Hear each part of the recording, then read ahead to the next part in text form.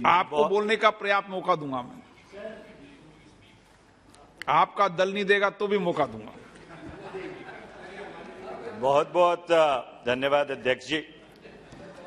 अध्यक्ष जी, माननीय गृह मंत्री जी ने एक बहुत ही अहम बात आज इस बिल को सदन के समक्ष रखते हुए कही कि जब और कोई मंशा नहीं दिखती तो शक राजनीतिक मंशा पर जाता है।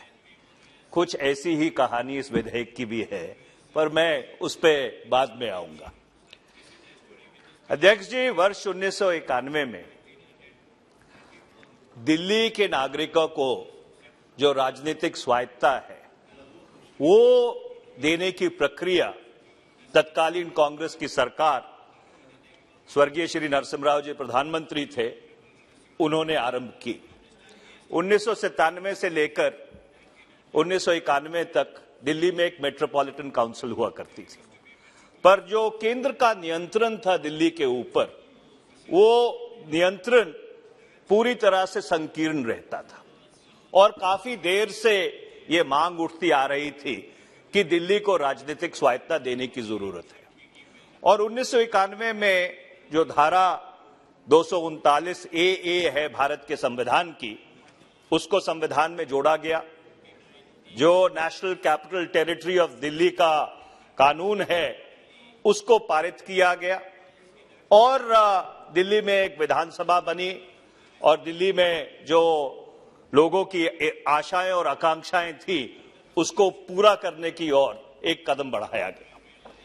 अध्यक्ष जी, पिछली वर्ष वो जो नेशनल कैपिटल टेरिटरी का कानून था उसको संशोधित कर केंद्र सरकार ने एक बार दोबारा ये कोशिश की कि जो दिल्ली को नियंत्रण करने की शक्ति है, जो क्षमता है, वो केंद्र सरकार अपने पास वापस ले ले। और आज ये जो दिल्ली एमसीडी को एक बार दोबारा विलय करने का विधेयक इस सदन के समक्ष रखा गया है, ये उसी प्रक्रिया में एक और कदम है। और मैं इसके तय में और जो बिल के मेरिट्स हैं, जब उसके ऊपर अपना वक्तव्य रखूंगा तो और विस्तार से इसके ऊपर बात करने की कोशिश करूंगा।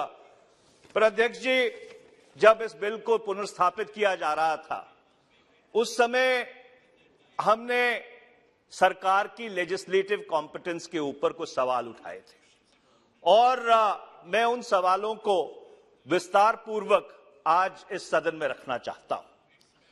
सरकार की तरफ से यह दलील है कि जो धारा 239 ए है भारत के संविधान का, कि उसका जो खंड सी है, उसका जो दूसरा प्रोवाइजो है, उस दूसरे प्रोवाइजो के तहत सरकार के पास ये लेजिस्लेटिव कॉम्पिटेंस है कि इस विधेयक को इस सदन में लेके आ सकती है। मैं इस सदन के समक्ष वो 239 ए का जो सेकंड प्रोवाइजो है उसको रखना चाहता हूं। Provided further that nothing in this subclause shall prevent Parliament from enacting at any time any law with respect to the same matter, including a law adding to, amending, varying or repealing the law so made by the Legislative Assembly। तो अगर इसके शब्दावली को संज्ञान में लिया जाए तो जो सरकार कह रही है वो बात सही है, पर अगर आप पूरी जो धारा 239 ए है उसको अगर आपके संज्ञान में ले तो उसकी मंशा ये नहीं है। इस प्रोवाइजो को इस धारा में डालने का सिर्फ एक ही मकसद था और वो मकसद ये था कि अगर जो दिल्ली की विधानसभा है या दिल्ली की सरकार है कुछ ऐसा अटपटा कानून बना देती है जिससे कि जो राष्ट्रीय राजधानी है उसकी व्यवस्था में कोई बहुत ही गंभीर विघ्न पड़ता है, तो इस सदन को अख्तियार दिया गया था कि इस प्रोवाइजो का इस्तेमाल करके वो जो एक इमरजेंसी परिस्थिति है उस इमरजेंसी परिस्थिति को सुधारा जाए। इस प्रोवाइजो का कि कभी ये मंशा नहीं थी कि इस तरह से जिस चीज के ऊपर दिल्ली की विधानसभा का अख्तियार है उसके ऊपर ये सदन कानून बनाए। और मैं आपको बताना चाहता हूं कि दिल्ली की विधानसभा का अख्तियार क्यों है। अध्यक्ष जी, वर्ष 1993 में जब भारत के संविधान में जो भाग 9 है और 9A जो पंचायतों से और नगर पालिकाओं से संबंधित रखता है उसको जोड़ा गया और पंचायतों और नगर पालिकाओं को संवैधानिक अधिकार दिया गया, उस समय यह बात सुनिश्चित की गई थी कि म्यूनिसिपैलिटीज को बनाने का जो अख्तियार है, जो अधिकार है, वो राज्य सरकारों के पास है।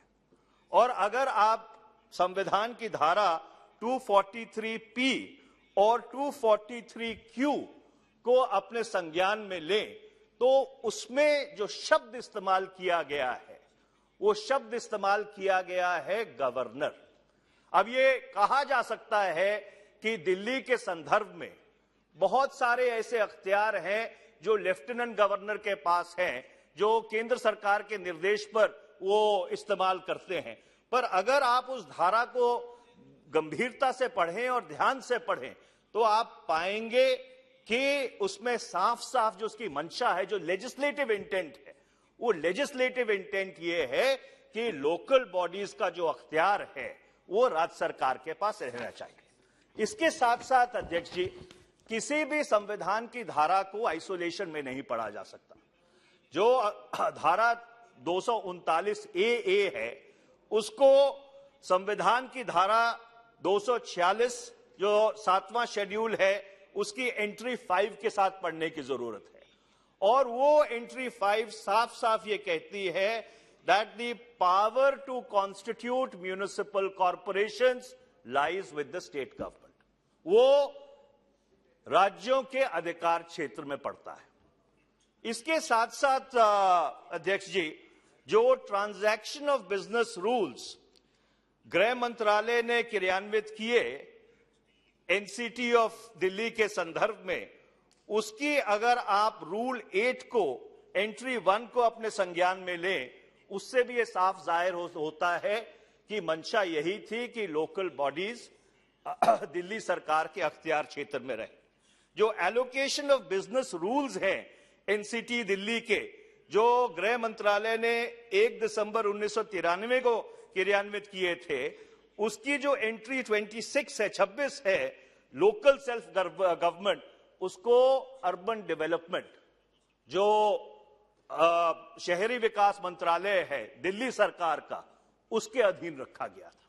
और यही कारण था अध्यक्ष जी कि जब दिल्ली एमसीडी के कानून को जो 1997 में बना था उसको संशोधित किया गया, उसको 2011 में इस सदन ने संशोधित नहीं किया पर दिल्ली की विधानसभा ने संशोधित किया था।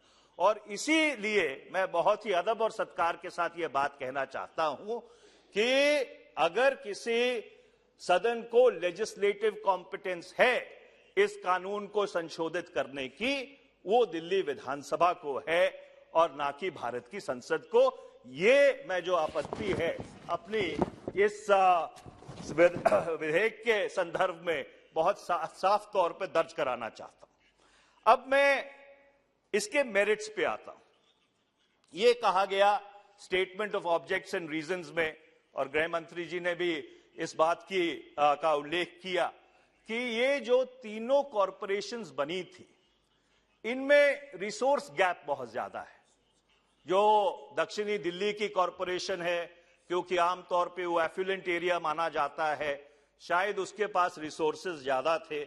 जो बाकी दो कॉरपोरेशंस है, पूर्वी दिल्ली की कॉरपोरेशन है और उत्तरी दिल्ली की कॉरपोरेशन है, उसके पास रिसोर्सेज कम थे।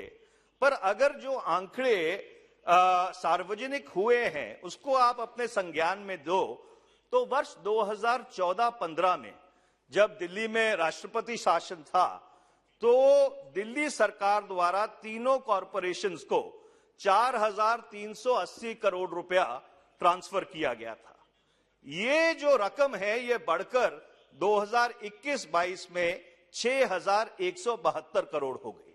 तो मैं बहुत ही बहुत ही विनम्रता से अपने आप से यह सवाल करता हूं कि अगर पूंजी का सवाल था, रिसोर्सेज का सवाल था और दिल्ली भारत की राजधानी है, तो केंद्र सरकार सीधे तौर पर जो वो रिसोर्स गैप है कॉरपोरेशंस का, उसको पूरा कर सकती थी, उसकी भरपाई कर सकती थी, उतना पैसा एज अ ग्रांट दिल्ली सरकार को ट्रांसफर कर सकती थी।